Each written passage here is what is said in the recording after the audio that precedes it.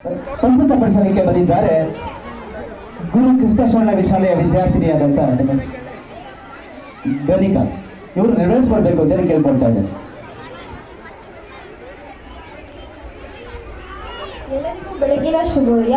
ನನ್ನ ಹೆಸರು ಗರಿಕಾ. ನಾನು ಶ್ರೀ ಗುರು ಕ್ರಿಸ್ತಶರಣ ವಿದ್ಯಾಲಯ ಬೀರೂರು ಇಲ್ಲಿ 7ನೇ ತರಗತಿ ಓದುತ್ತಿದ್ದೇನೆ. ಗೌರವಾನ್ವಿತ ಮುಖ್ಯ ಅತಿಥಿಗಳೇ, ವೇದಿಕೆಯಲ್ಲಿ ಉಪಸ್ಥಿತರಿರುವ ಗಣ್ಯರೇ, ಆದರಣೀಯ ಹಿರಿಯರೇ, ನನ್ನ ಸಹೋದರ ಸಹೋದರಿಯರೇ, ನಿಮ್ಮೆಲ್ಲರಿಗೂ ಹೃದಯಪೂರ್ವಕ ನಮಸ್ಕಾರಗಳು ಹಾಗೂ 77ನೇ ಗಣರಾಜ್ಯೋತ್ಸವದ ಶುಭಾಶಯಗಳು. ಇಂದು ನಾವು ಇಲ್ಲಿ ನಮ್ಮ ದೇಶದ ಅತ್ಯಂತ ಮಹತ್ವವಾದ ದಿನವಾದ ಗಣರಾಜ್ಯೋತ್ಸವವನ್ನು ಆಚರಿಸಲು ಒಂದಾಗಿದ್ದೇವೆ. 1950ರ ಜನವರಿ 26ರಂದು ನಮ್ಮ ದೇಶದ ಸಂವಿಧಾನ ಜಾರಿಗೆ ಬಂತು. ಆ ದಿನದಿಂದ ಭಾರತವು ಕೇವಲ ಸ್ವತಂತ್ರ ರಾಷ್ಟ್ರವಲ್ಲ, ನ್ಯಾಯ, ಸಮಾನತೆ ಮತ್ತು ಸ್ವಾತಂತ್ರ್ಯದ ಮೇಲೆ ನಿಂತ ಗಣರಾಜ್ಯವಾಯಿತು. ಸ್ನೇಹಿತರೆ, ಗಣರಾಜ್ಯೋತ್ಸವ ಎಂದರೆ ಕೇವಲ ಒಂದು ದಿನದ ಆಚರಣೆ ಅಲ್ಲ. ಇಂದು ನಾವು ನಮ್ಮನ್ನು ಪ್ರಶ್ನಿಸುವ ದಿನ. ನಾವು ನಮ್ಮ ದೇಶವನ್ನು ಎಷ್ಟು ಅರ್ಥ ಮಾಡಿಕೊಂಡಿದ್ದೇವೆ, ನಾವು ನಮ್ಮ ಜವಾಬ್ದಾರಿಗಳನ್ನು ಎಷ್ಟು ನಿಷ್ಠೆಯಿಂದ ನಿರ್ವಹಿಸುತ್ತಿದ್ದೇವೆ. ನಮ್ಮ ದೇಶದ ಪ್ರಸ್ತುತ ಪರಿಸ್ಥಿತಿಯನ್ನು ನೋಡಿದರೆ ಹೆಮ್ಮೆ ಪಡುವಂತಹ ಅನೇಕ ಸಾಧನೆಗಳಿವೆ.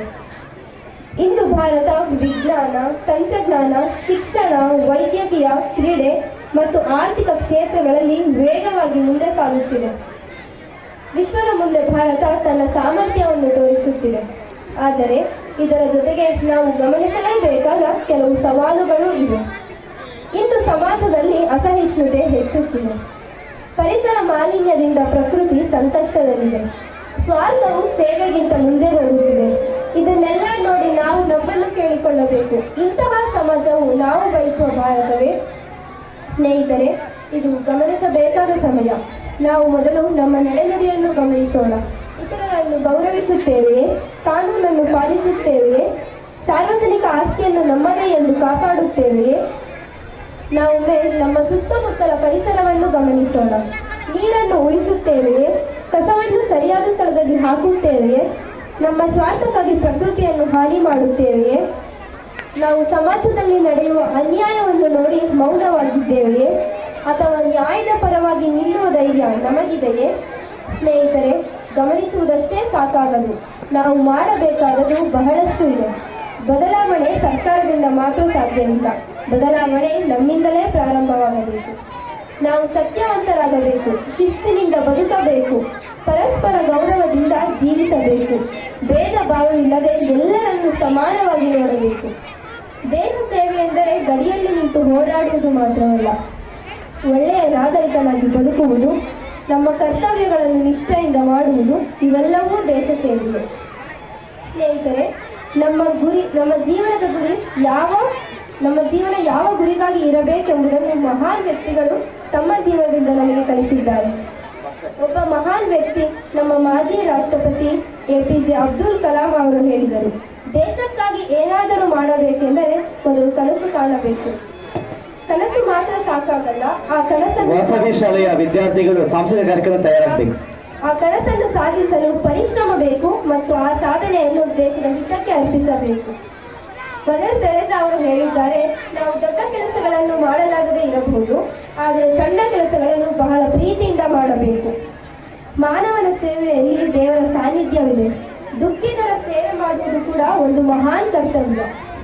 ಸ್ನೇಹಿತರೆ, ಇವೆಲ್ಲ ಸಂದೇಶಗಳು ನಮಗೆ ಒಂದು ಮಹತ್ವವಾದ ಸತ್ಯವನ್ನು ನೆನಪಿಸುತ್ತದೆ.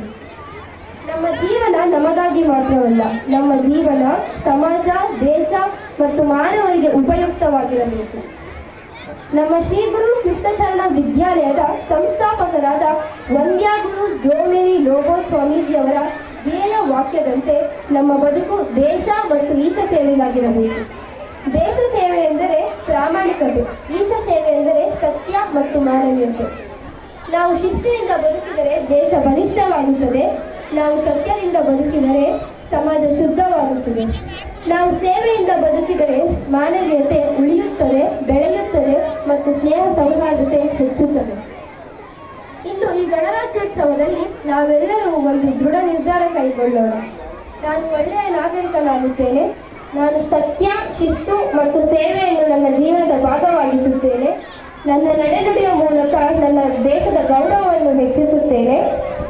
ಇಂದಿನ ನಮ್ಮ ನಿರ್ಧಾರವೇ ನಾಳೆಯ ಭಾರತದ ಭವಿಷ್ಯ. ಇದರೊಂದಿಗೆ ನನ್ನ ಮಾತುಗಳನ್ನು ಮುಕ್ತಾಯಗೊಳಿಸುತ್ತಾ ನಿಮ್ಮೆಲ್ಲರಿಗೂ ಗಣರಾಜ್ಯೋತ್ಸವದ ಹಾರ್ದಿಕ ಶುಭಾಶಯಗಳು.